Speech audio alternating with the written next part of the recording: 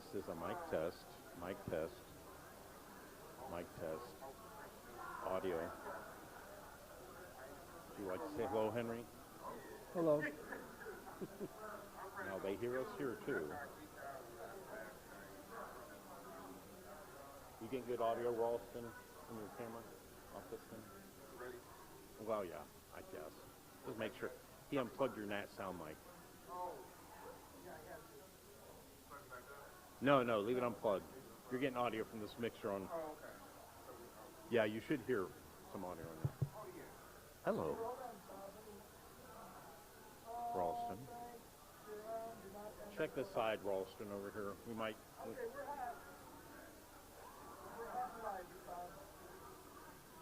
doesn't hear it in his camera. Check your output setting on your headphones. Yeah.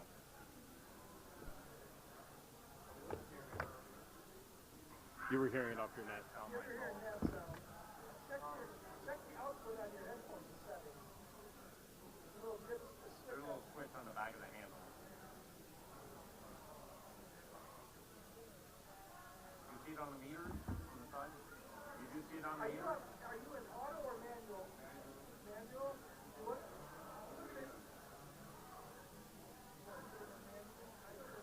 Where's that manual? What number?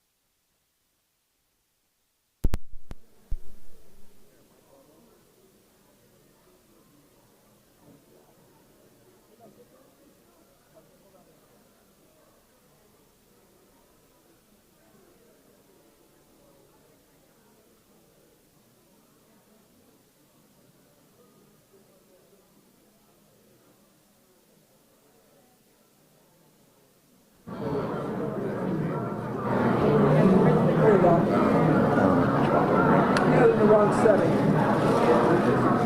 Bob, can you check your handheld one more time, please?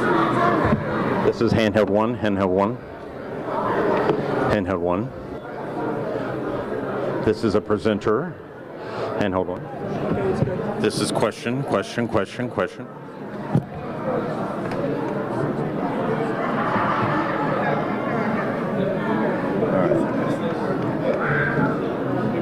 you do? You didn't do nothing. I know. I just touched things.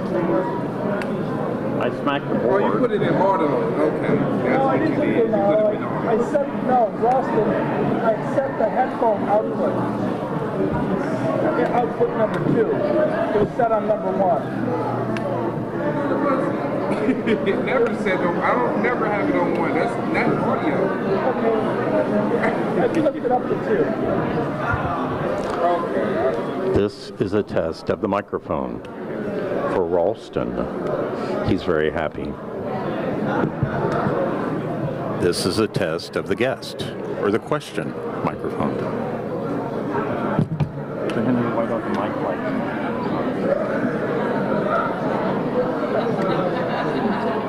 What is That's kind of new. 2021? We like to break it up for the viewing audience. We like to keep them guessing. We don't like to cram things and make everything look generic and sterile. We want Got that same one. I had You got good 9 volts in here. See, so you have full front display to tell you that Sandan transfer. So you know. Yes. Yeah. That's true. Oh. Henry G7. So when you retire, you're taking your names off all these.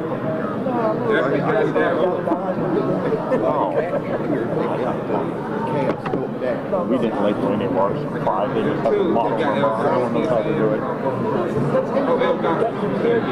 With the sky blue and black, yeah, I got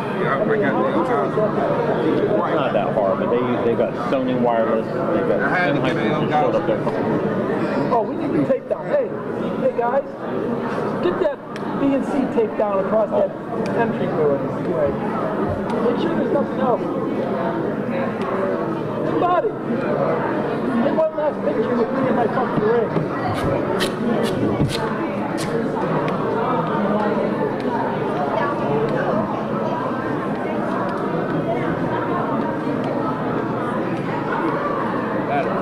Did you get the front here? Get the display screen. Get to the corner here. Get the display screen.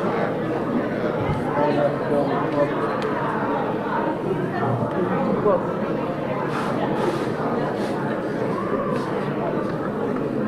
Thank you.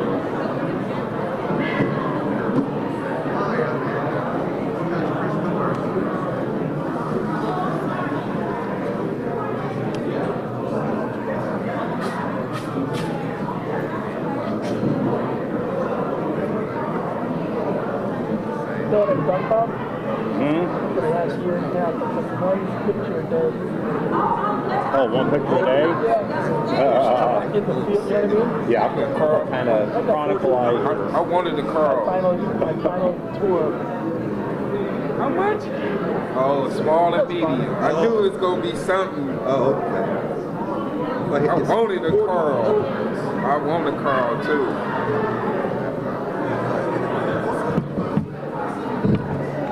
Did you win the raffle? No. Hello, Janelle. This is Bob Tweed on the live stream. Say hi, Janelle, Henry. Hi.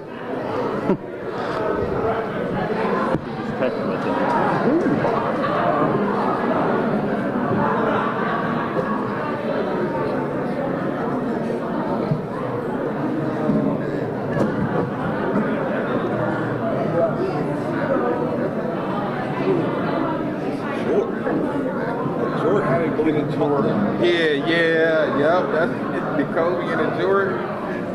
That Grease cut. That big Jordan. I do.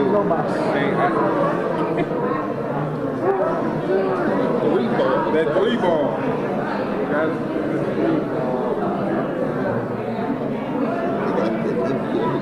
Finest one with the patch on it.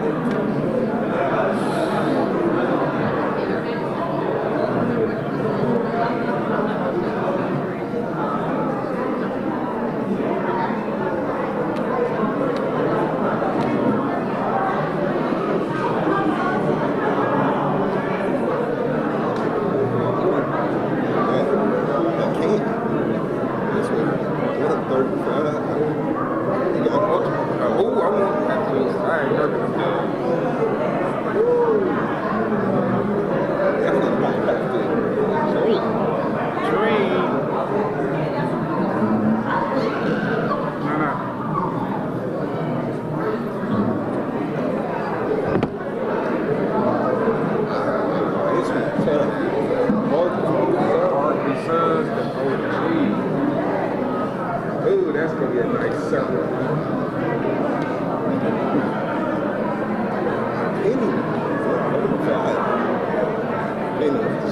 Oh my God.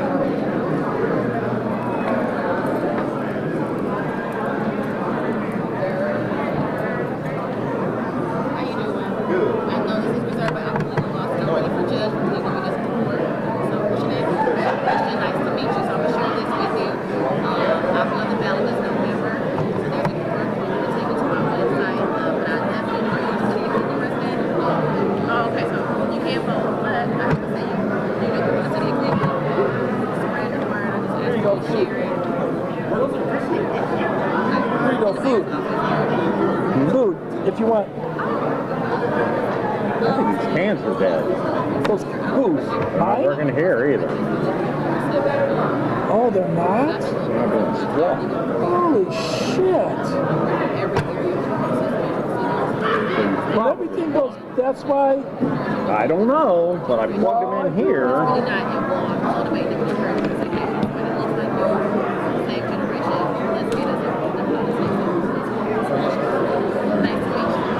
And what are these for?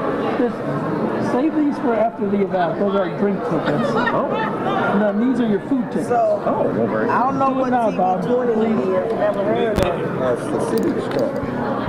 This is Tweed. Still nothing? Try it over here in headphones, so make sure we're here. You know, Jermaine, he was What the hell? Do you hear this? Do you hear this? Wait a minute, wait. You've got headphone. Phone. Oh, there's an assignment. Hold on, bud. I don't want to lose this. Thank you, G. Oh, wait. Do you hear me now? Keep Do you going. hear me now? Do you hear me now? You hear it? Yeah, hold on. Keep going. Testing 1 2 3. Testing 1 2 3. Testing 1 2 3. Now you're gonna put that one in there. Testing 1 2 3. Testing 1 2 3. Testing 1 2 3. They do work. Okay, so it is a problem. All right. It is the box. All right. Can I keep one of them over here so I can hear? Yeah. You can use this one. That way I'll know if I'm distorting you.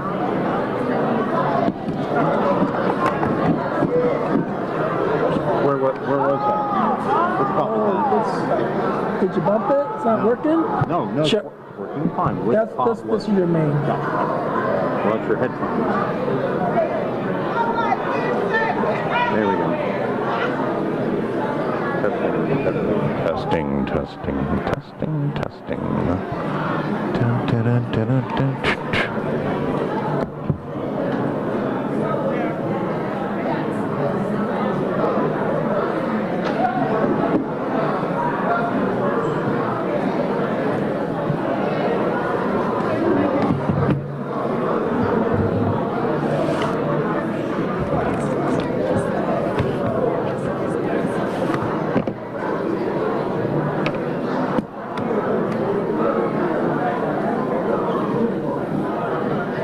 You know what the funny part is?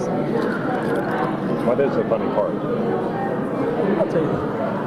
Okay, we can't leave loops out. God damn it.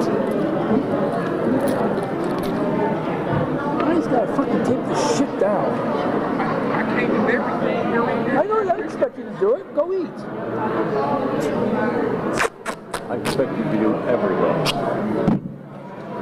And if it was snowing outside, I'd need you to shovel. You're lucky it's not snowing. Just kick it under the table.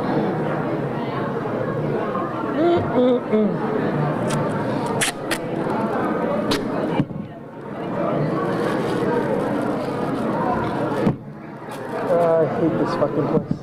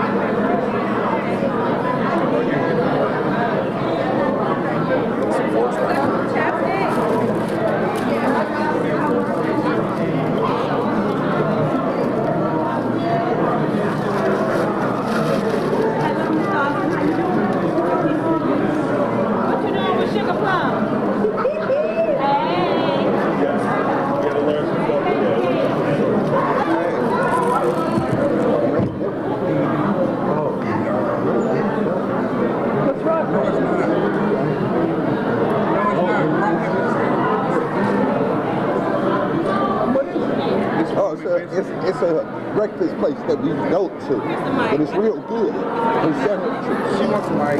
Which mic can she use real quick for announcement? Real quick. Good morning, everyone. If everybody can start making their way to their seats, we are about to get started. We want to be respectful of everyone's time so that we can get through our presentation and then leave it for our Q&A. As you are coming to your seats, we throughout the session, if you need refreshments, things of that nature, you are more than welcome to do that. Grab some refreshments as we are having conversations, but I would like for everybody to come take their seats as we are about to start with the presentation. Thank you.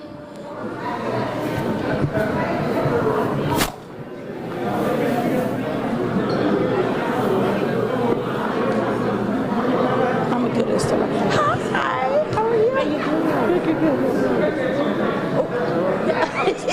Girl, listen, Ivy, that's why you understand, right? I give it up. I'll be like, no. I'll be like, no, I'm gonna give it up. I'm gonna give it up. Thank you.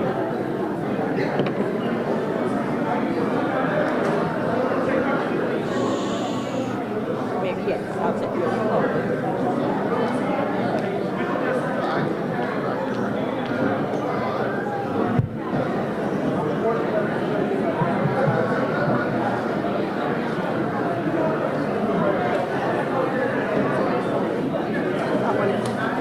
Oh, here it is. Okay. So how do I share this?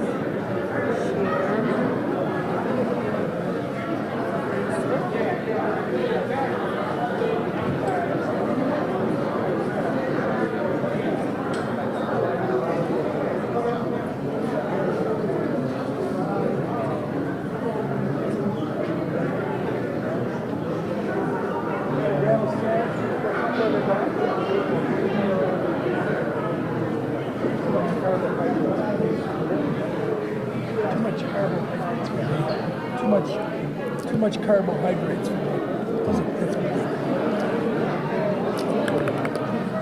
Where did they want this to go? Just stays here till they ask for it? This is the question. The presenter might. She already talked to them on that. Right, so we need to make sure that they understand. I don't know. I know, I will.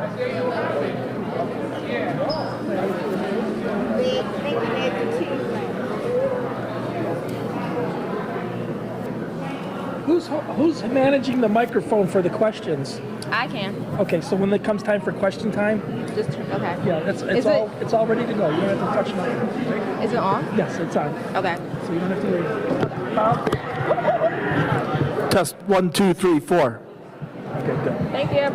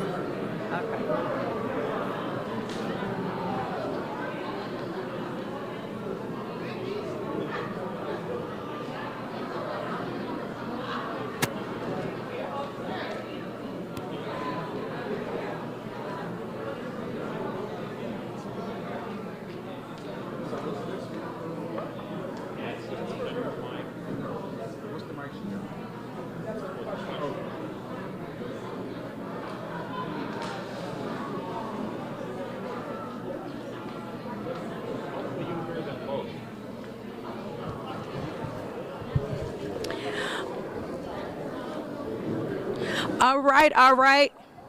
Good afternoon, everyone.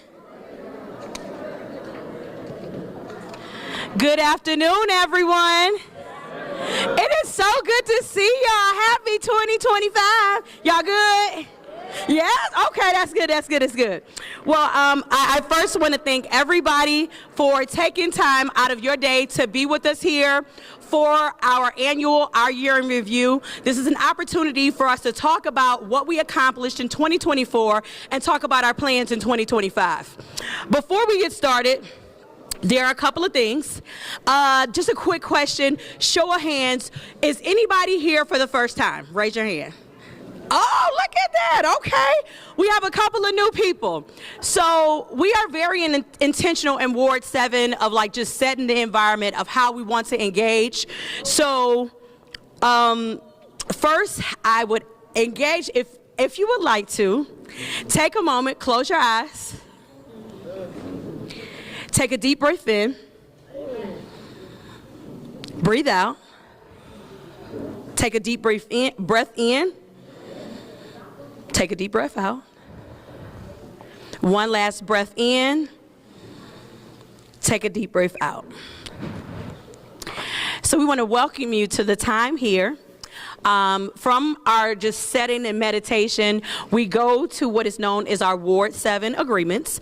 So if you would like, if you can repeat after me, be courteous of others, be respectful of everyone's opinion, don't be judgmental. Stay on topic. Practice active listening. 3-minute time limit when talking. No interruptions when others are speaking. Show care for our community's elders and children.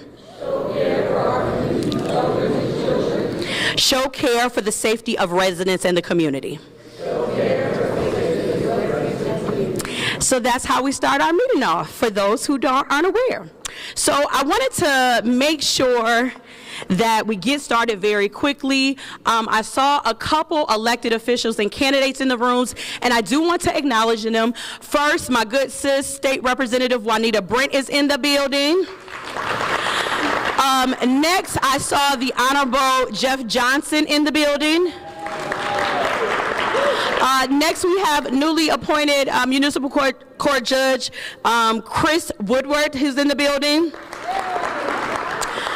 From there, I have candidates that are in the room. We have Ward 7 resident, Ms. Kalila Lawson. We also have Mr. Brett Horton in the room that is a candidate for judge. And hopefully, I thought I saw everybody, but if I missed someone, this is the time we can acknowledge you. Who's that? Who? Stand up. Ms. Dawson, what you running for? What you running for? Share with us. City resident. Okay, thank you. So we are going to get into it, you all. All right, so let's see. Okay, we talked about that. All right, so we are going to start this off with some audience participation. We're going to see if this works, y'all, so just bear with me. So if you have a cell phone, please take out your cell phone, and I want you to text the number 22333, and you're going to type in Stephanie Howse-Jones 323. So that's STEPHANIEHOUSE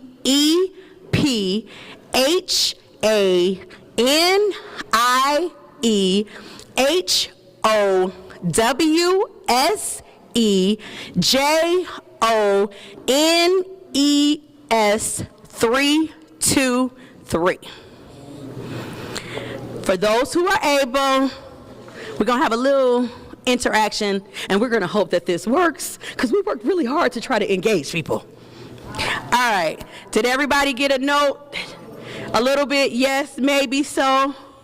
Okay. Again, text the number 22333. In the content words part, Stephanie Howse-Jones, 323.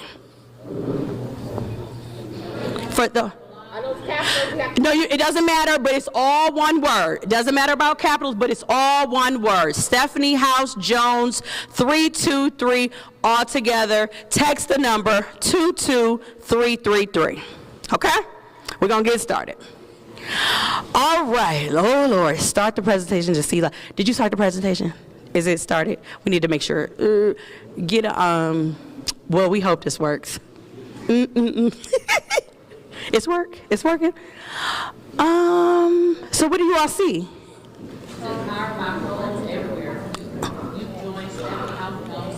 I know it's charged to shut. You gotta press the live button. It might not work. Oh, I know. You're in it, but we just needed you to go to live. Go online. Hold on. Give me a brief moment.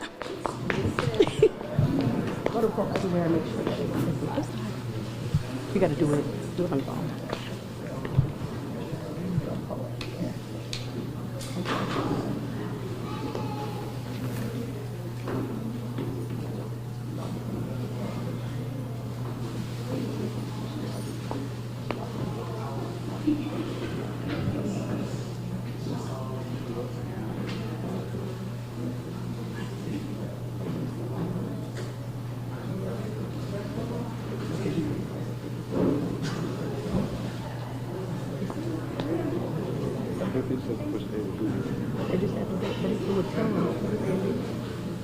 Oh, I'm so mad.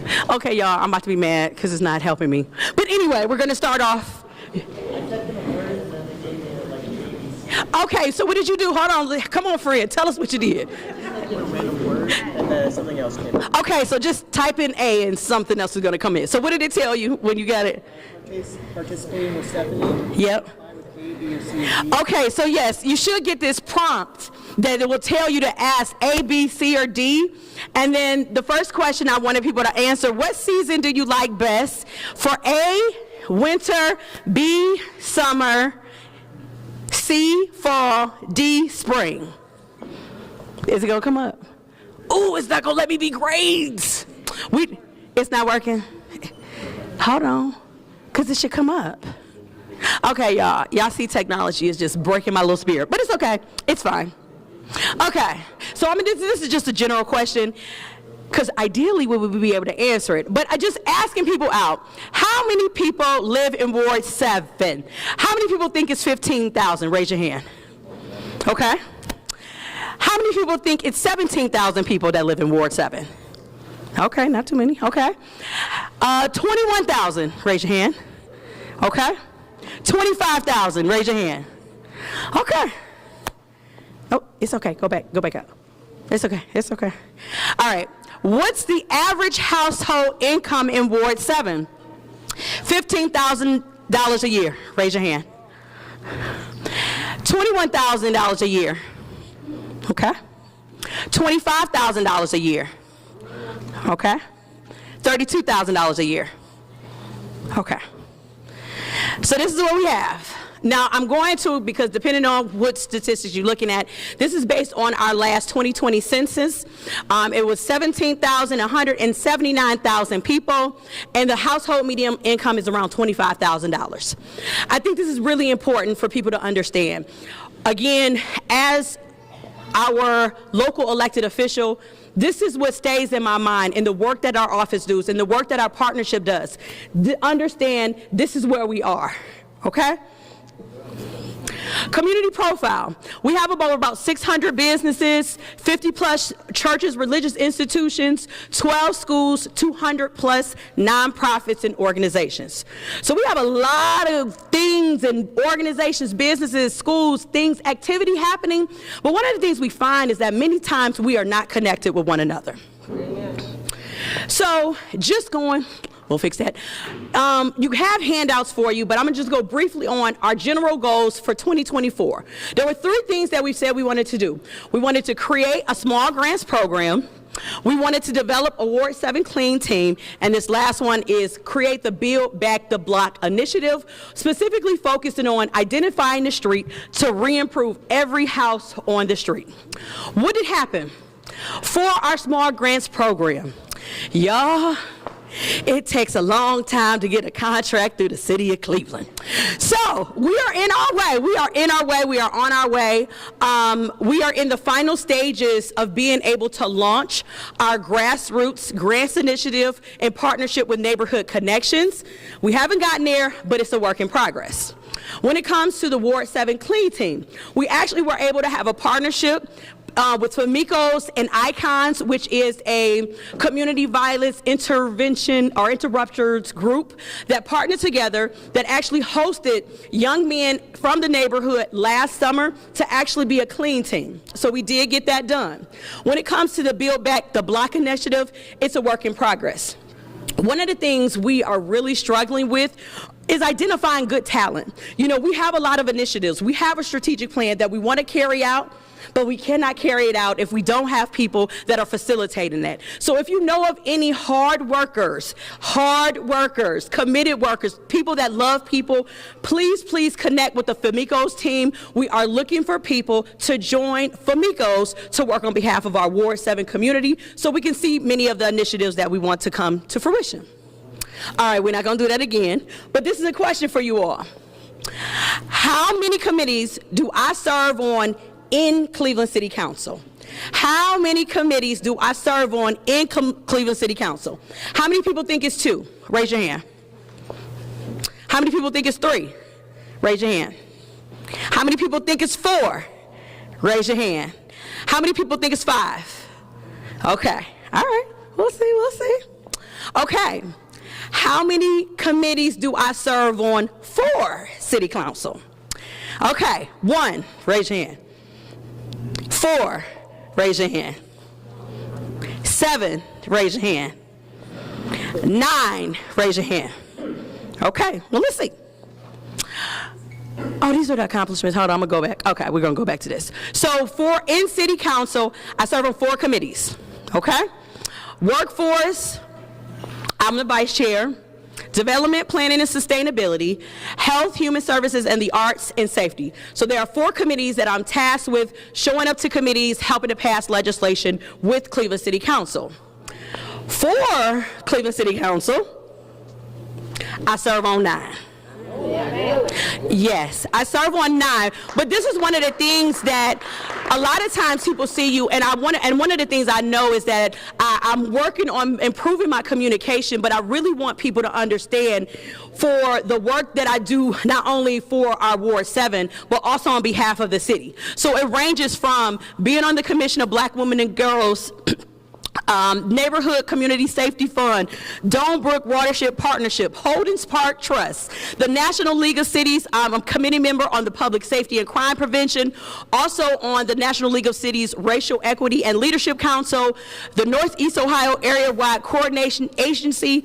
I am a board member and also the chair of our External Affairs Committee, and also a member of our Racism as a Public Health Coalition. So a lot of times my time is booked and busy. So I'm going to go back to just talking about our office. So does anybody know what's the name of our 2 staff members, our team members in Cleveland City Council for Ward 7? Their names are Myrna and Iffy. Myrna and Iffy. So the collection of us together, Iffy, raise your hand. Come on, raise your hand, girl. Come take your hair white. Where's Myrna? Myrna, raise your hand. Okay. All right, so together, this is what we've been able to do on your behalf. We have over 2,000 constituent cases. When you look at 2024, about 1,700 of them were actually resolved, and so it's around 85% completion rate. Our top 3 community requests: aging concerns, aging supports, safety, and trees. Now, there's over 50 things that people have asked us for, but these are the top 3, and we wanted people to know about it. Okay. Other things that are happening. Also the work that we do when it comes to City Hall. Land bank applications. We received 26 land bank applications. Residentially, side yards, 12. We approved, 5 we denied. For development projects, we approved 5 and we denied 4.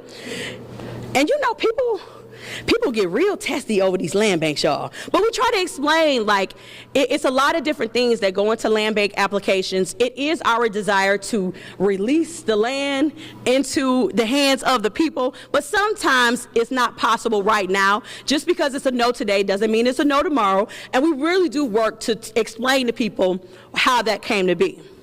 In your handout, you will have this printout. It kind of goes through all of the money, where we started and where we ended. I want to go through just a couple of things. Casino funding, we're going to talk about that next slide. When it comes to the Community to Block grant, I think everybody is aware. We're going to talk about that. Capital repair. This has been one of the ones that has been challenging because I've been going back and forth with the administration, specifically looking at how do we implement a process to take care of safe pathways to schools. I really want us to improve like the trees and things of that nature, just making it safe for our babies to go to school. And we've been just having some disagreements, but we're working through it. And so that's why you don't see that much movement there. Neighborhood Equity Fund. Now, this is something that the Cleveland City Council has not funded for a very long time. In the last budget, every member of Cleveland City Council got $600,000.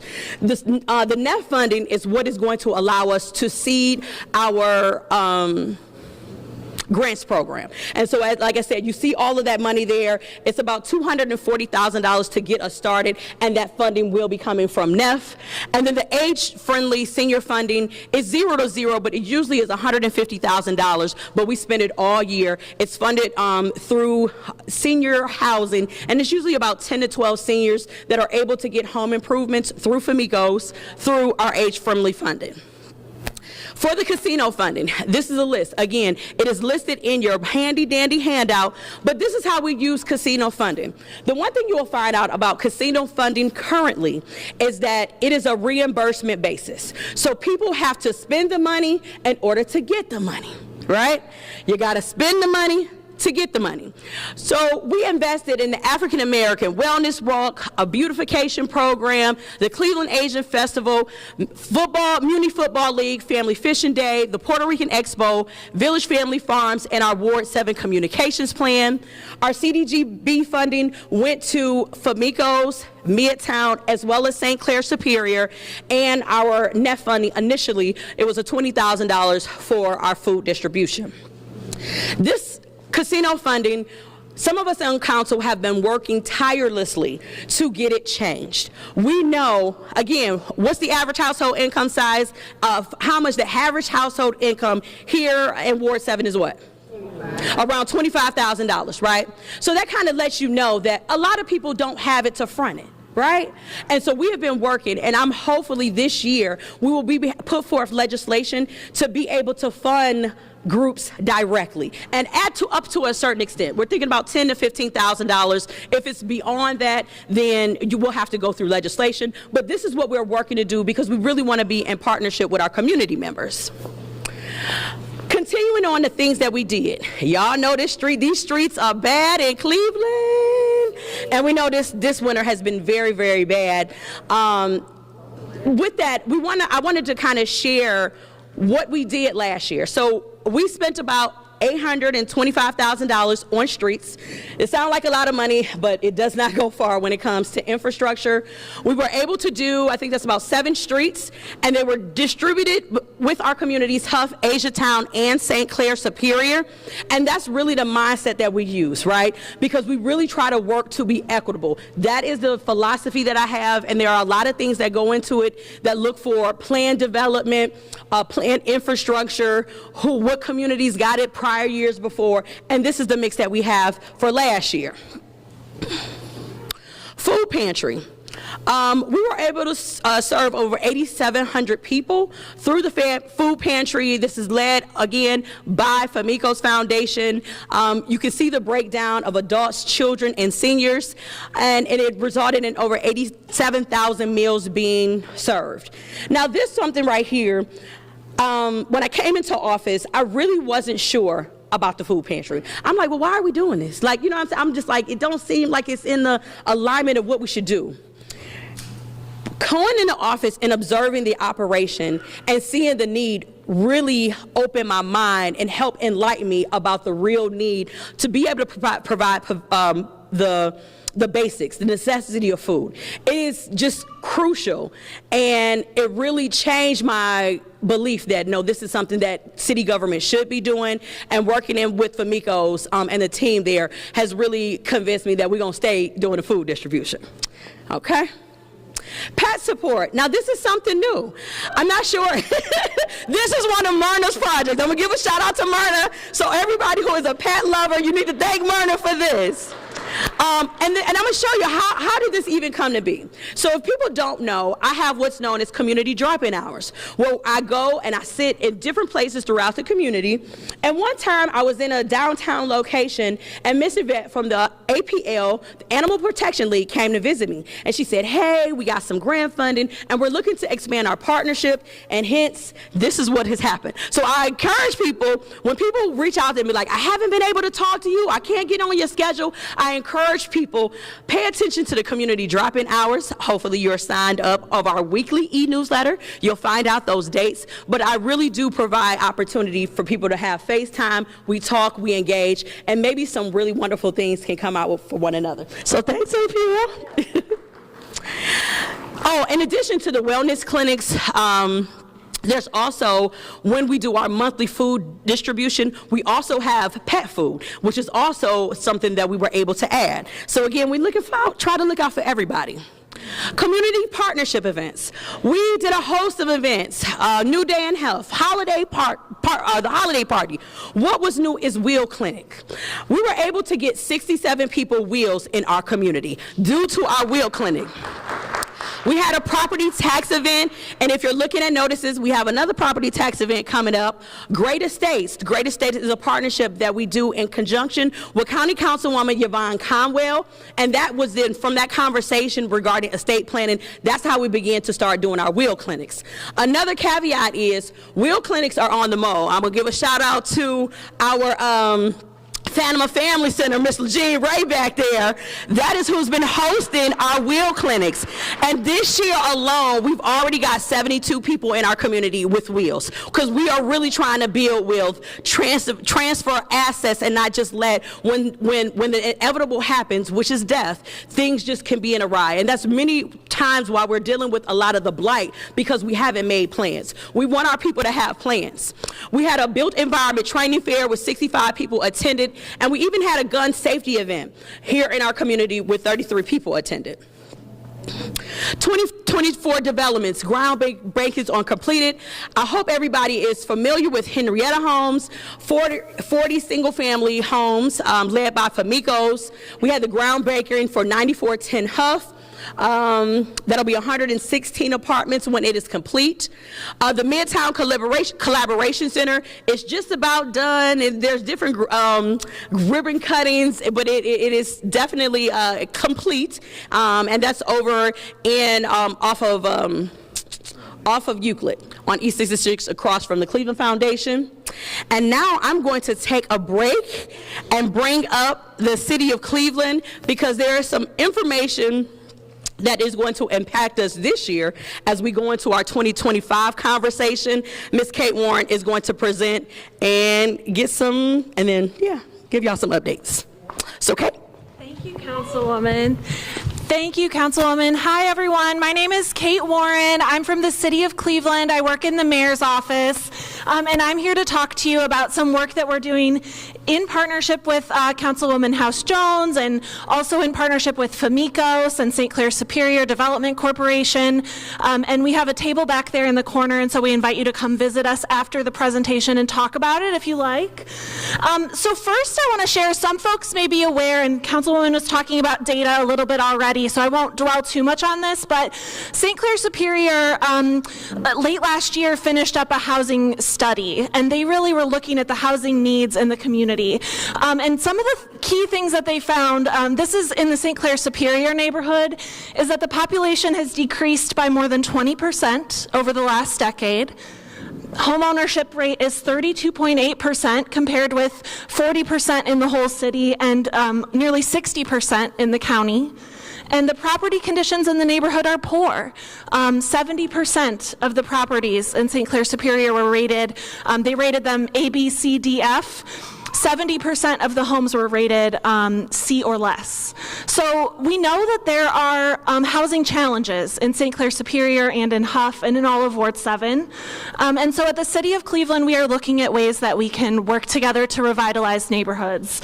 And we think that a neighborhood revitalization strategy means layering multiple types of investments into neighborhoods to really bring them back to life, right? We all know the neighborhoods have declined over years.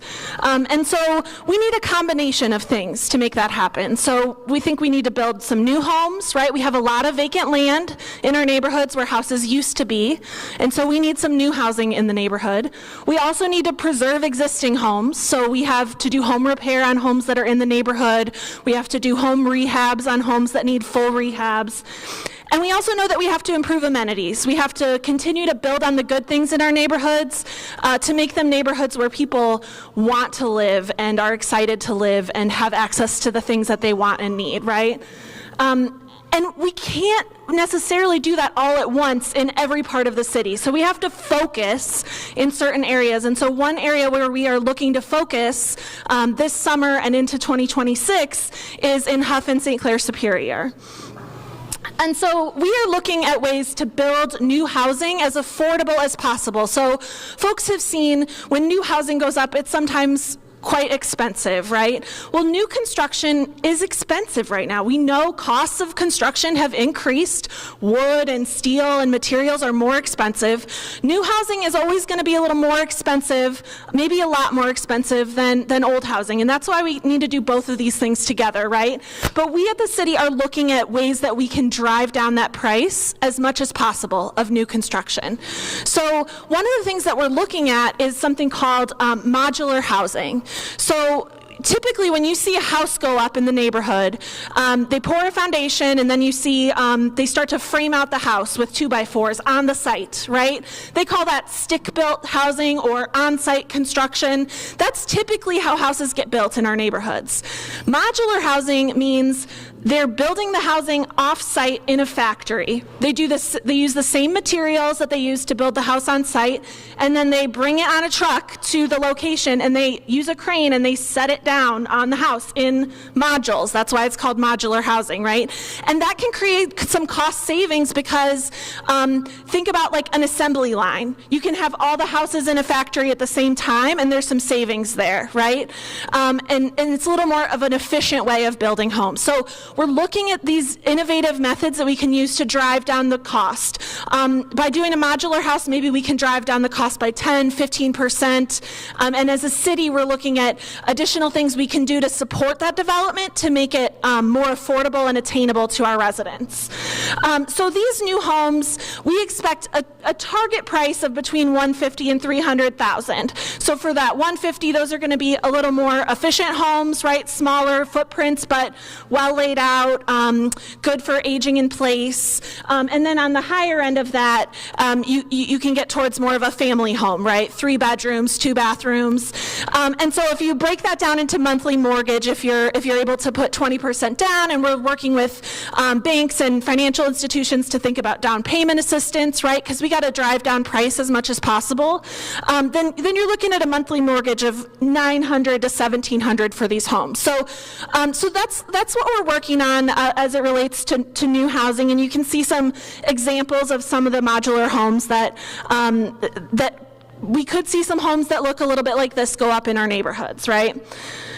And so related to that, I mentioned that we have to do things to make this housing affordable. And so some of that is things that we as the city can do on the front end before the house gets developed to drive down the price. And some of it is assistance to people that want to buy a home, right? So you need down payment assistance. If you're thinking about buying a home and attaining home ownership as a goal, which some people have that goal, some people don't have that goal, but if you have that goal, maybe you need some assistance to help get your finances in order. That's why Councilwoman Howse-Jones has all of these great partners here from Huntington Bank and Key Bank and different home repair resources and all sorts of things so that you can start to think about and get your finances in order if home ownership is a goal of yours. And so you can connect with those resources today at this meeting. Additionally, I mentioned that we are looking at different types of neighborhood improvements when we can layer these investments to revitalize our neighborhoods. So the types of things we're talking about on the screen are parks and playgrounds, outdoor trails, bike lanes, improving bus stops and public transportation, streets and curbs, sidewalks, community gardens, investing in our retail storefronts, murals, public art, trees, which we know there's been some great work to plant more trees in the neighborhood.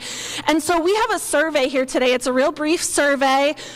Lucas, wave in the back, and I think Marka also, you want to stand up and wave? They have a stack of surveys. They'll walk around. If you want a survey, just raise your hand. We want folks to rank how important these things are, because we can't necessarily do all of them all at once. We want to get a sense of, as a neighborhood, what are your priorities? So you can rank them from 1 to 10, and then we also want to know specific things in the neighborhood that you are interested in seeing invested in. So if you live right up the street, little park that hasn't been invested in and you want to write the name of that park, or if you know that a street that you drive down all the time really needs to be repaved, write those types of things on the survey, get specific, so we as a city know when we're looking at, with our limited resources, what we can invest in, that we're investing that you as residents want and value, okay? So that's what we're here to talk about today. We are looking to do 10 to 20 of these homes later this summer in the neighborhood. And so at the back table back there, I have some of the sites that we're looking at if you want to come see where we're looking to build those homes. I also welcome you to come engage with our team about any questions or ideas or concerns that you have related to this project. And that is what I have. Thank you. Well, thank you so much, Kate, and our administration team. So again, for the Dawson sisters, y'all been asking, right? We are finally being able to deliver to actually get some new housing in St. Clair Superior, right? And so that is one of the things that we wanted to share with people, is that housing will be coming this year, and we want people to be prepared and get ready, because again, if it goes well this year, then we'll be able to do more in 25 and 26. And so now as we transition into what are we going to do in 2025, we talked about it a little bit. So I'm going to ask you all a question. Oh, we got a lot of stuff going on. Anyway, we're going to moving on. 2025 developments, since we're in the development portion of our conversation. I think people should know that we're almost complete with the Cleveland Police Headquarters. $90 million project, the Cleveland Police Headquarters down on Superior. Gordon Crossing, it is up on East 101st Street off of Chester. We will be having a groundbreaking in April. Stay tuned. I will send the information out. 54 apartments right at 101st and Newton Avenue and Woodward. What is planned? Planned developments. We have Gateway 66. It's on East 66th Street near Lexington. 80 apartments, a $27 million project. Birthing Beautiful Communities, which is a birthing center. And again, I know we've had, we definitely had a lot of conversations as in community. We might not ever get all the things that we want, but it really will be an added value to be able to address maternal and infant mortality and morbidity. Also, if you are someone who is around the birthing community's site that is right there off of 63rd, 63rd between Chester and Huff, we will be doing a site visit this summer, and if you are interested, please let Myrna know so we can send you the information, because again, we are really trying to incorporate and want people to understand what a birthing center is, what the impact will be, and really try to answer people's questions and ease people's concerns. The final thing is the Dave's Supermarket, the former Dave's Supermarket. It's a project that was awarded initial low-income tax credits. It's 120 apartments, around $42 million. I know we are still having conversations. There's having debate on what the project is, what the project is not. And there is a project schedule that also is in your printed newsletter. Did everybody receive their printed newsletter? It should have come to your house. No, yes. If you did not receive it, raise your hand and my team will give it to you. So Iffy, Myrna, somebody, for the hands that are raised, make sure they get our printed newsletter, because everybody should have received it in their home. Okay? So our 2025 goals. First and foremost, we are going to talk about money. Not just talk about it, but we are going to do some work when it comes to money, right? We have an understanding where our household income is. We need to start focusing on how we can improve our household and increase our household income, as well as put ourselves in positions to access resources to purchase a home that's coming, right? And or have access to resources. So if you see around the table, we have our Key Bank team here, Huntington here, Benjamin Rose, that we will be working with specifically to come up with some cohorts to work together to get our money right, okay? So we're gonna be focusing on money. Mindset. So one of the things, as we shared with you, the various concerns and issues that come into our office, it has been very clear to our team that people really, we need to really be able to help people and so direct them when we know that there is some mental health strain, substance abuse, things that are happening with our community members. And it needs to be just more than me, Myrna, and Iffy, right? And so we really would like to partner with community members to go through a mental health first aid training. We really are looking forward to it. We have an opportunity to partner with Case Western Reserve University. And again, we think and we believe it would be really good and beneficial for our community to have people trained that will then be another avenue for people to get connected to resources. The final thing is mobilization. There are so many things happening in community, and again, we need people to help and activate. Hence, if you were paying attention to this week of things that were happening at the federal government level, we need a group of individuals in Ward 7 that can help mobilize, organize, get information out so that we'll be able to move. So that will be our focus in 2025. When it comes to streets resurface, there is a list here that is broken down on East 47th Street between Payne Avenue and Superior, East 21st Street between St. Clair and Superior, East 73rd Street between Chester and Huff, East 89th Street between, it's like Superior by Daniel E. Morgan, basically, Bellevue Avenue, Carl Avenue, East 58th Street, East 64th Street, and Varian. Those are the streets that we are intending to get street resurfaced. That is a plan. We still have to work with Public Works, and hopefully that will come to fruition, totaling about $938,000 of investment. And redistricting.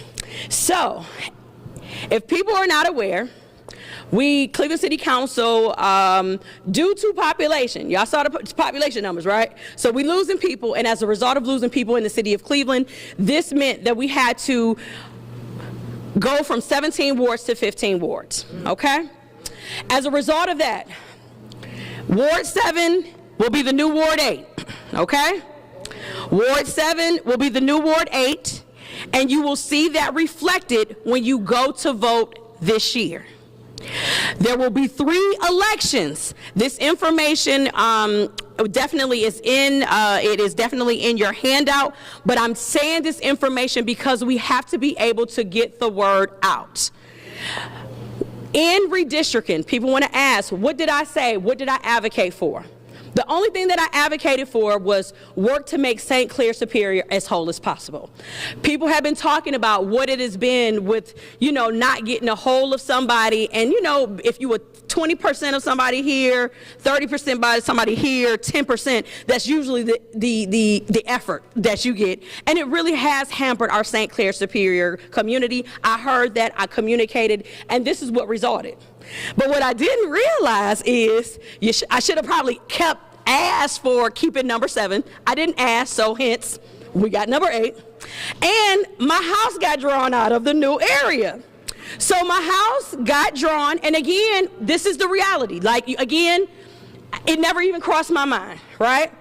So my house got drawn into the new Ward 6. So yes, that requires me to move, which I'm moving, and I'm going to be running in Ward 8. So that's just what you got to do, and I'm being very clear with people. I do plan to run for the new Ward 8. It is still in our community, and that's just it. So it's not any confusion.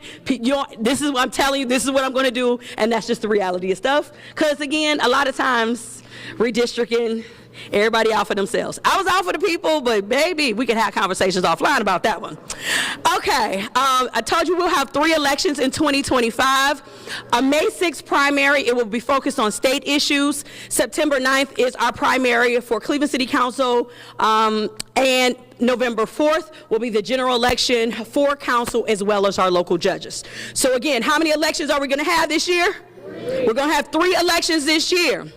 And what will be the new ward for people in Ward 7 when they go to vote? 8. Ward 8. So please, again, you know this information, share it with your family and friends.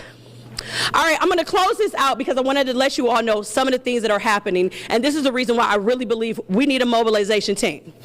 So it was a big conversation about whether we're going to have a government shutdown or whether they're going to vote for the continuing resolution, which is the federal budget to keep the government open for about 6 more months. There was debate, and some of our senators decided to go ahead with the continuing resolution. And what this continuing resolution is going to mean, very clear, this is what it's going to mean.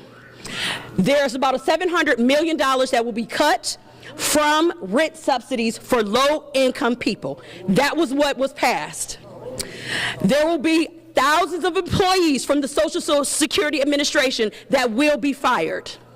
There will be 30 police officers from the Cleveland Police Department that will probably lose their job because they have cut the community-oriented policing servicing grants program if we don't find out money for it.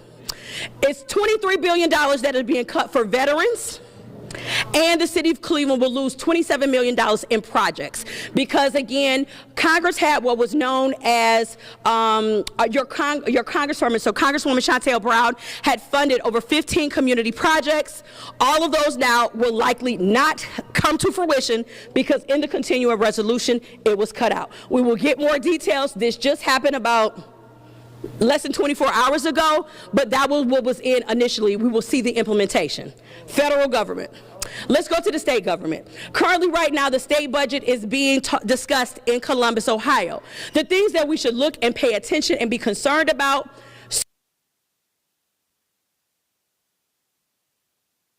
will lose money, millions of dollars, which will result in closing of schools.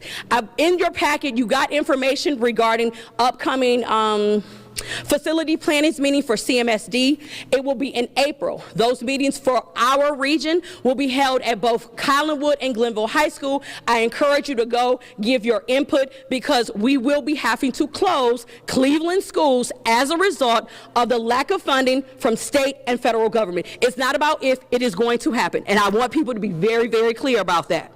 Police pensions. There is a proposal in the state budget that will increase our police retirement budget from 19.5 to 24.5%.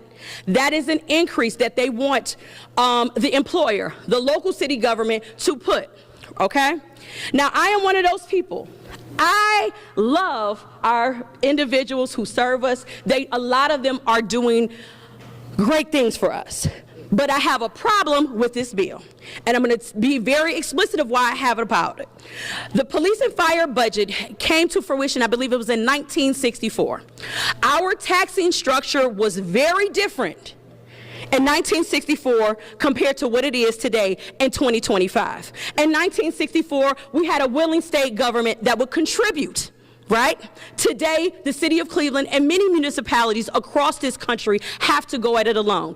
If what they decide in this current state budget goes through, it will mean the city of Cleveland will have to increase those contributions wholly by ourselves, which means even less resources going to community. And again, we have to get to a level of fairness. It is not fair, it's not right. And the state, if they are proposing this increase, they need to come to the table with some money. That is my belief, and I believe other people believe the same thing as me.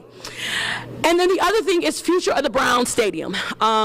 If the Browns leave the city of Cleveland, there is proposed some funding to allow that to happen, which would again mean a reduction of money coming to the city of Cleveland, which then means we will have to cut services for the city of Cleveland. These things are very real, ladies and gentlemen. We need for you to be involved. When people say voting doesn't matter, okay. We are really about to experience what that means, right? And how does that translate in very real ways? Last week, I see my colleague, Councilman Brian Casey. Hey there, he has joined us. We participated in the National League of Cities Congressional City Conference, yes it is, Congressional City Conference, which provides opportunities for local elected officials to go and advocate to your federal counterparts. So we had the opportunity to meet with new Senator John Husted, new Senator Bernie Moreno, as well as our Congresswoman Shontel Brown. I ain't gonna get into all the details, but I would just tell you, it is amazing how people will treat you when they think you cannot do anything to them. And a lot of people are dismissing us because we are not showing up to vote. I will just tell y'all that. Take it for what it's worth. Take it for what it's worth. See how the lack of funding and resource will be coming to Cleveland. As a result of this, we need to mobilize. All right. So that is it. I'm done. These are all the presentation. So now, as you all know, we will have an opportunity where we can go through question and answers. And I'm happy. I'm all ears. How y'all feeling? You okay? I know. It's some good, it's some bad, but I wanted to make sure everybody was aware of it. So who has a question? Somebody gonna need to run this over. Hold on a minute. Oh, okay, go back there. Take it back there. Go ahead back there. She's coming.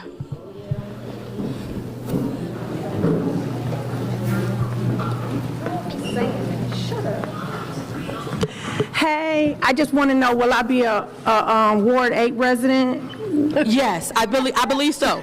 If you look at the map, it will be everything to the lake. Please get me out of time, please. You'll be a Ward 8 resident, Ms. Dawson. Yes. Any other questions? Okay, it's a question over here. Right over here. And it's a question in the back, too.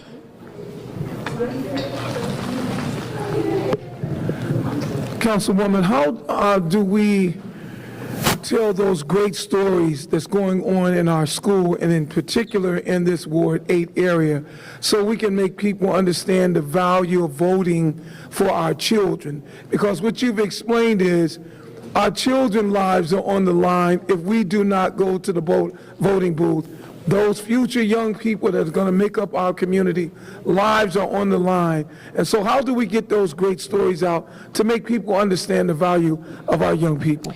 So there are a couple of things about how do we get the story out about the great things that are happening in our community. First and foremost, I would encourage people, if you have not visited any of our schools, take the time to go and see it for yourself. Sometimes the best story is experiencing it and then sharing that information Whether you're a person that's in a social group, share it with your family and friends. If you're on social media, taking a quick little 60-second summary of what's happening, working in partnership with my office to get the message out. If you have some information you want to share, I'll be more than happy to utilize my social platforms to get things out. And then separately, what we are going to experience is going to be rough for people. It's going to cause pain, right? And understanding there's always elections every single year, right? As it relates to our schools, next year, not only will members of Congress be on the ballot, but also all of our statewide elections, from the governor on down. There are opportunities, but we need to get more people engaged. So how do we connect to our families who are benefiting for the beautiful things happening in school, making sure that they're registered, making sure that they vote, and then giving feedback, right? There's an opportunity coming up in everyone's packet that we will talk about the infrastructure plan. Again, it's a meeting coming up in Collinwood High School and Glenville High School. Those are the meetings that we will talk about for our Ward 7, Ward 8 schools. So please, if you can, go and share that information so that we can advocate for the schools in our area if there is a place that we don't want to be closed and things of that nature, okay? Showing up matters. There's a question in the back. I'd like to know how many anticipated vacant lot cuts we will get this year. How many vacant lots? How many vacant lot cuts will we get from the city? So as far as vacant lot cuts, it is proposed between 3 and 4. That is what was told to us during our budget hearings, and we're going to have to wait and see, because I know vacant lot cutting it's rough. And I will tell you, one of the reasons that it's rough is because the amount of vacant lots that we have compared to, just workers, it's just rough. One of the things that Kate was talking about, the 20% decrease in population, and how that basically has resulted, 50% of the vacant lots just in St. Clair Superior are vacant. 50%. When half a neighborhood is vacant and blighted, it is really, really hard to maintain. So we have to work to attract people, right? And so again, we are talking about, and this is why one of those things, when I talk about what is happening at the federal and the state budget, is going to impact us. If we lose money, we won't be able to cut vacant lots. If we have to pay more for certain people's pension, we won't be able to cut those vacant lots. That's the reality. That is what's going to happen if many of those things that are being proposed at the federal and state government goes through. That's how it works.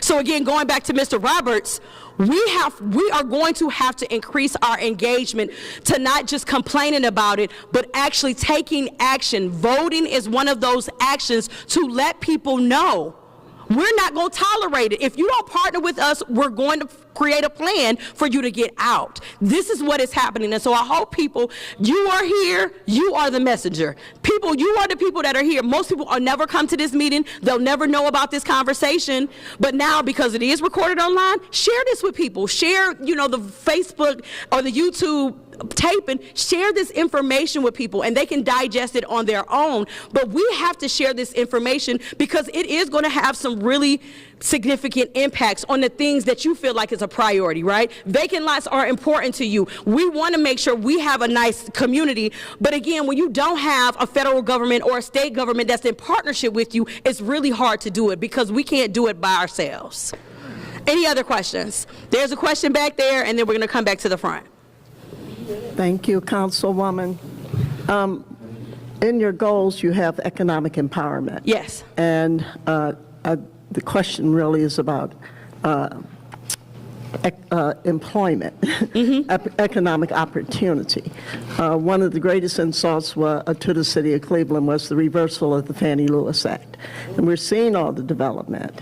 What recourse does the city have, and especially with what's happening from the federal government down, what recourse does the city have in ensuring that I'm watching all this development going on and not seeing people who are employed and benefiting from that development who look like the community population. So what recourse do we have? So the recourse that we have is actually working with developers. I mean, since I've come into office, I've made it very clear with people, like, it doesn't have to be on paper to understand what community partnership is to work with the people that's in the community, right? Like, and that is the expectation that I have, right?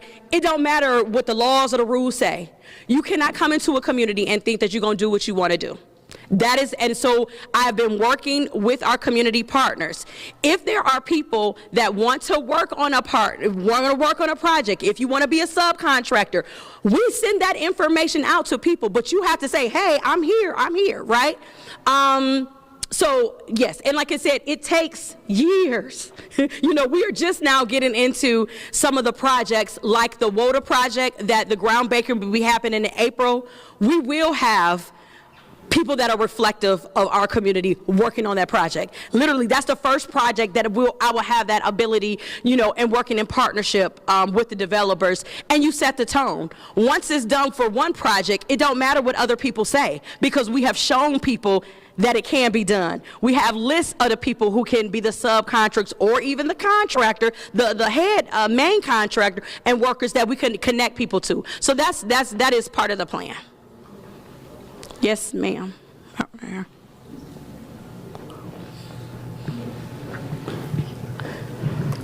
So, Councilwoman, you have made available this forum. What about other councilmen and women? Are they doing the same as you're doing? I don't know. So that we can come together collectively? So I don't even live in this ward, but I come to get the information so that I can share it with others. I want to know, what are they doing?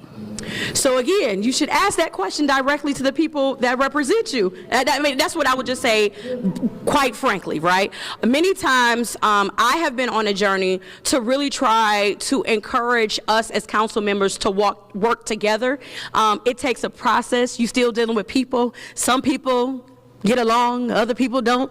But that's again, so if there are issues or things that people want, I think people need to be very clear and ask for what you want, right? Ask for it. Get other people to ask for it, right? And see what happens. That's kind of what I can share. I know my Councilman Casey, he did it. He was part of the motivation for me to expand upon some of the ideas. So he started off in January. So his was years, and he was the one who gave me that's why I got the idea, like, oh yeah, I should include development projects, the street surface and stuff like that. So I did get that kind of like that trick and tool from Councilman Casey. And I think that's one of the things that can happen. When we go and visit each other wards, you learn some things when you talk to people, but we have to be willing to do it, right? And again, a lot of times, as you can see, I am busy. And sometimes you can get so caught up in being busy, you stop, you might get caught up and you don't talk to your colleagues. But sometimes just having a resident be like, hey, I saw something real cool going over there. Could you consider, working with them to do something? So that, again, that's a way that we can encourage just our neighbors, our friends, and our elected officials to work together. Because again, there are things that are happening. It won't just impact Ward 7, it's going to impact all the city of Cleveland. And so we have to work together. So put the ask out, and like I said, I am always willing to work with all of my colleagues. Yes. Hold on. There's some questions over here. Who had the mic? Okay, back there. They're coming back. Good afternoon, Councilwoman. Hi. I had a question about the development of the housing. Being from the area, having family in the area, I just want to know how realistic, knowing the income in terms of how much people make with the new development, how realistic is it for citizens of the community to be able to afford the new housing development? Realistically speaking, I'm not sure if you have any control of that. Yeah, but just for those who want to be new homeowners with those new type of modernized housing, because a lot of people feel that those new housing developments might be built for a certain demographic. Mm-hmm. So how do you just guarantee, not so much guarantee, but just kind of promote that the ordinary Joe might be able to at least retain one of those houses? Right. So I'm glad you asked that question. This is a good time. I know Myrna and Iffy, do we have the interest forms? Did we pass the interest forms out? So this is the thing. We have an interest form, and it also is a Google. I think we're going to figure it out. But I want people to give us the input. You asked about people. Many of us individually don't have enough to buy a home today, right? But what could happen is, why can't two cousins buy a home together? What's stopping us from doing that? What's stopping the grandmother, the child, and the grandchild from owning a home together? That's one of the reasons why I'm really working. We are going to work on economic empowerment for families to work on the credit issues, to work on some of the bad debt, to develop budgets. We can do this, right? It's a difference. We said $25,000, but what does it look like for $75,000? Because you got 3 people. What does it look like for $100,000? Right? And that's also, again, we are very intentional of what we're putting forth. When we talk about mental health and mental health first aid, there are a lot of broken relationships, broken families, and they want me in particular to replace what I think I can't be what should be going on inside of the home. I'm being very real, y'all. These conversations that I have where people are calling me for the city to do stuff when you got grandkids? Come on. We got to work on some of these relationships, right? So people can come together, combine their financial resources so that you can take advantage. This is why Mr. Harmon, shout out to Huntington, he is a Ward 7 resident, Ward 8 resident. They are partnering with us, but it's not just enough for me to say, hey, y'all 3 get together. You 3 are going to have to fill out the paperwork, tell us what you need, show up to the partnership, go through the process.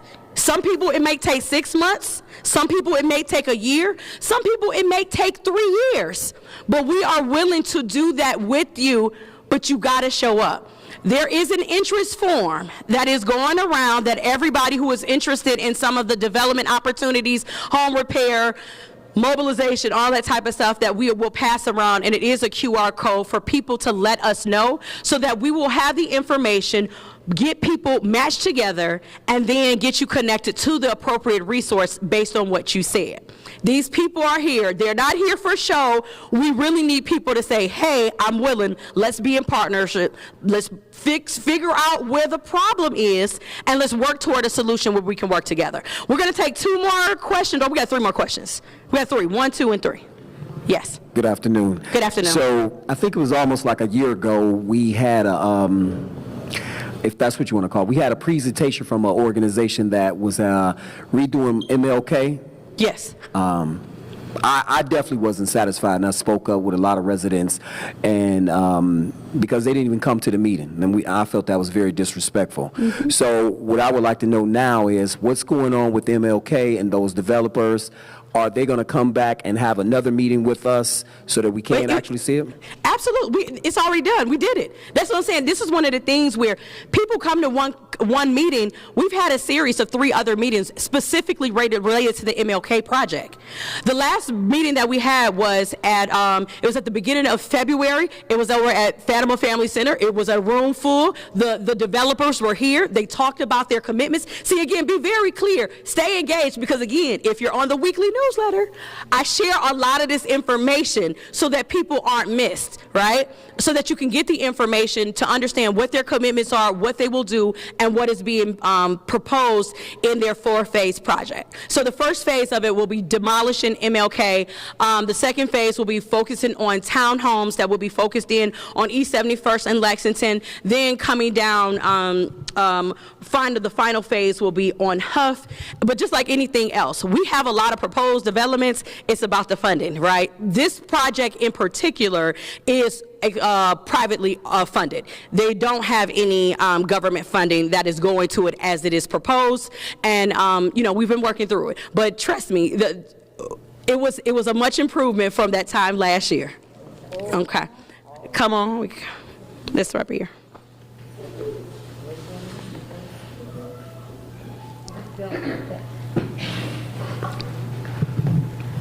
My question is, I live on Bliss Avenue, and for about the last year, maybe year and a half, people have been calling me about or sending me things in the mail. They want to buy my house, and they will offer me, make an offer, and that I don't have to do anything to it. They'll help, wait till I move. What is going on? And they are fixing up houses that have been empty for I don't know how long. They're building the house across the street from me.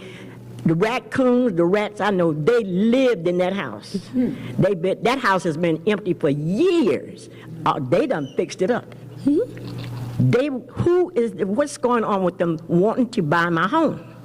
Well, because this is a desirable place to live, right? And it's to compare. I mean, I'm being very clear. When you look at economically what is happening across the country, that's why you have companies and investors from not just Ohio, not just across the country, out of the country, who are coming in and buying up. When people see a lot of the transactions that happen from homes, those are individual people. Somebody said, yes, you can. Case in point, I had a vacant house next to me. It sold for $150,000 on East 93rd Street. Yes, this is happening. I mean, that's what I'm saying. So again, this is happening. It's happening. And so again, for people that are concerned, if you yourself as an individual don't have the economic means, work with us so we can think through a plan. It got to be a cousin, a family member that you can work with. So if you want to have ownership of your home, or if you want to keep your home, we want you to have a will.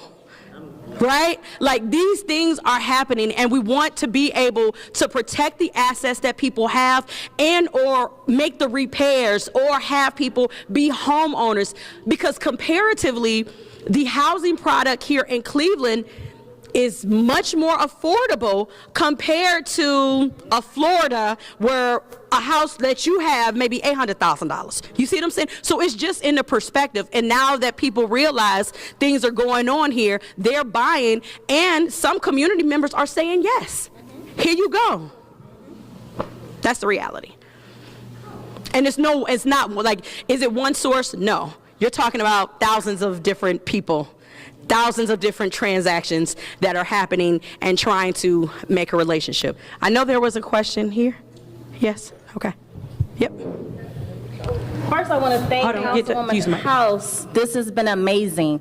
I'm not from your ward, but I'm one of your partners, but I'm going to wear one of my 5 hats. So I'm talking to you all. Be serious, educate yourself, and share with your family, because I'm going to get emotional. Be engaged and stay on the course. So, Board of Elections, how many of you, and please don't raise your hand, how many of you know if you are eligible to vote? Did you fall off because you haven't voted in X amount of elections? Because you do purge off. That's the first thing that you need to do, because your voice not on paper won't count. So, I'm a volunteer for the Board of Elections, so that's that hat. Home ownership, absolutely. It's a village concept. The parents and the grandparents, because you're taking care of them, you can live together, because unfortunately at some time somebody's going to pass away, and let that home be your generational home. We want to just get our own everything, and then everyone has nothing. Rental assistance for us, this is the other hat. Come and see me afterwards. And then home ownership. And if you cannot reach your council person, and we're not talking about her, right? You have your ward and precinct leaders. For the area that I live in, I am a precinct person. Guess what? My phones, they ring all day, both of them. Sunday, I'm going to have somebody calling me. Be engaged and hold people accountable. Your vote counts. So, you vote folks in, and then you see what you get. Make educated decisions. What are the dates? What are the dates? May 6th, September 9th, and November the 4th. That's your first step. But you can't vote if you're not registered. Look at that. And I didn't even pay her to say that. Look at that. Okay. All right. We have another question in the back. Oh, no, it's okay. Wait, if you get right here, and then that'll be the last question in the back. For the lady that spoke about her home? Yeah. Okay.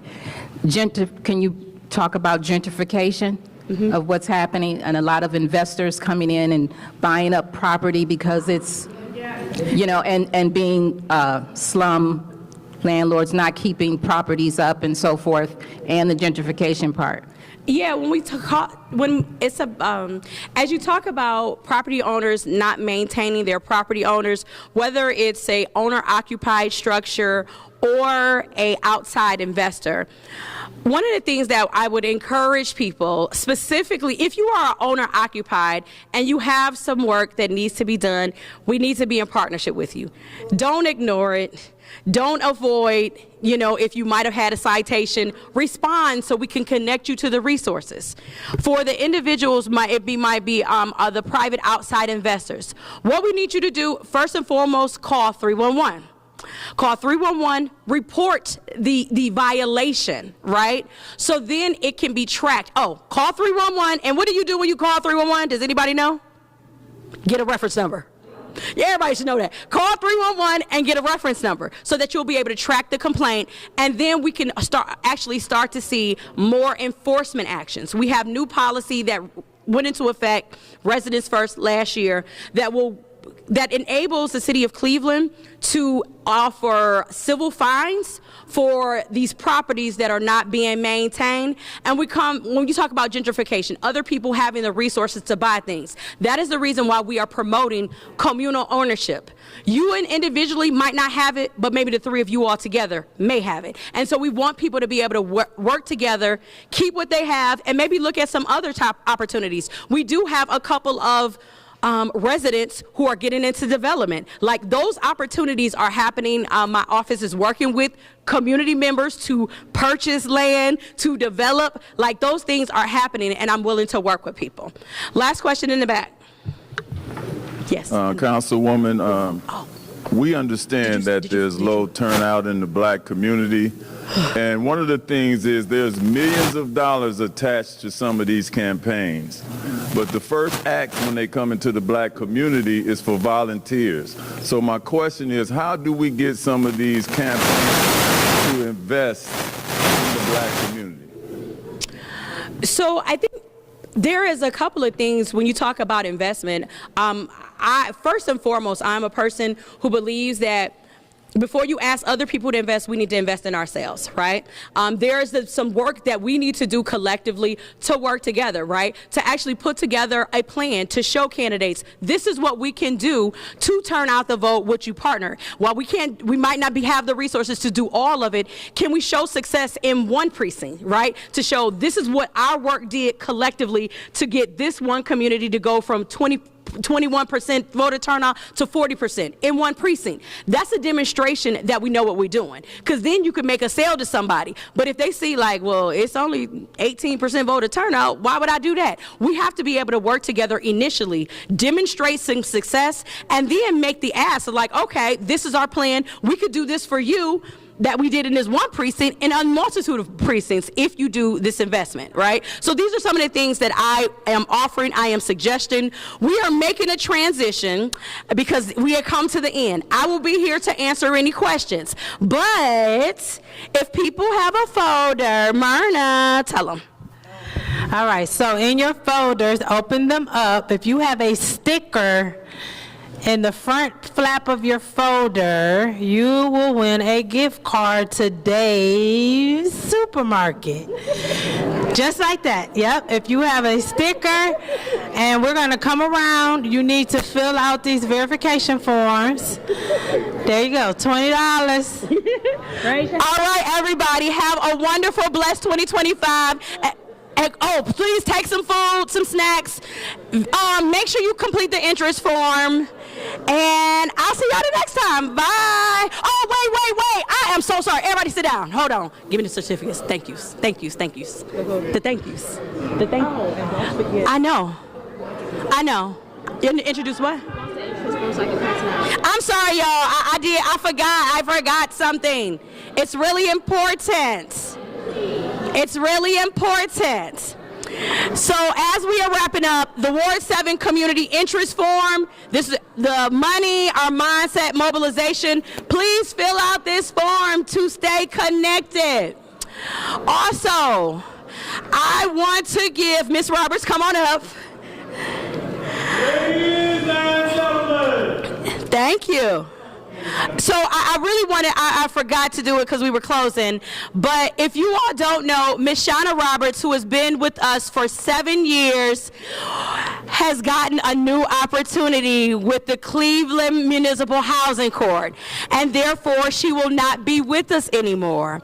And so I really wanted to give her her flowers, thank her for the service to our community, and we're gonna just miss you, Mrs. Roberts. So thank you. Thank you. I don't know if you have any closing words. Thank you. Thank you. Wow. I just want to say, first of all, thank everyone. Thank you so much. And I tell you, community service work in Ward 7 ain't for the weak. When I first started here, my hair was black, okay? But I tell you, this has been an amazing 7 years, and I thank the Councilwoman for her leadership, John Adalifo for his leadership, my director, Erica Burnett. The work that is done in the community that I've done this past 7 years, I could not do it by myself. You know, it takes a team effort and support from everyone, from my leaders that I just spoke of, to my community volunteers that I see in the audience here. And I thank you all, you know, for your work. And Judge Scott, I hope she still allows me to do a lot of things in the community. I'm looking to work on some things with her, but I thank you for the opportunity and chance that I've had these past 7 years with Famicos. Thank you. Oh, let's give her a round of applause, y'all, and make sure you say thank you. And then finally, Henry from TV20, come on up here. Come on up here. What you all don't know, Mr. Henry Picterna, he has worked for TV20 for over 32 years, and he will be retiring on March 31st. And he asked to do this assignment here in our St. Clair Superior community because he was born and raised here. And so I just wanted to thank him for his service. Thank you so much, Henry. Thank you. You're welcome. Oh, you're so sweet. Okay, y'all, enjoy. Have a good night. Oh, Henry, Shauna. Oh, come here. All of our programs got to go. Sorry. Hello, how are you? Who are you with? We're with the Cleveland Animal Protective League. Nice to meet you.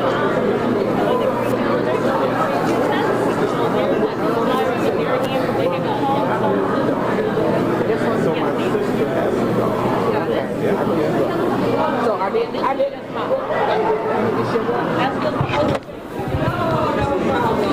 Oops, sorry.